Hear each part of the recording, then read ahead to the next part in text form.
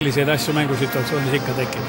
Aga üritust oli, jah? Aga ameeriklaste rünnak praegu. Nüüd on 4 ameeriklast 4 Inglise kaitse vastu. No 5 kaitse vastu küll, jah. Üks kaitse on siiski üle. Peale löök ja see läheb väravasse. Uskumatu värav. Kas nii eksib Robert Green, Inglismaa väravavaht sellises olukorras? Jah, aga nii see on ja Fabio Capellol ei jää muud üle kui tõesti nördinult vaadata. Ma ei tea, kuhu tema pilt eksles.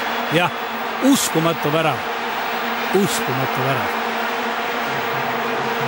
Clint Dempsey 40. mänguminutil Clint Dempsey tegi niisuguse, kuidas öelda, ürituse, aga see üritus lõppes väravaga.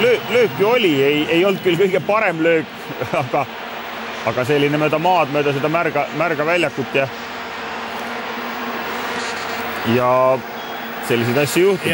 Seda, et väljak libe on, näeme ka siit, kuidas praegu Lampardil jalad alt ära läksid. Mis tähendab seda, et ega kauglöögid on igati õigustatud ja mine sa tea. Ja siin üritavad inglased täpselt samamoodi, aga Tim Howard ei eksi. Johnson tuli väga teravalt. Johnson tuli kaitsest jällegi, nagu seda juba täna korduvaltki oleme varem näinud.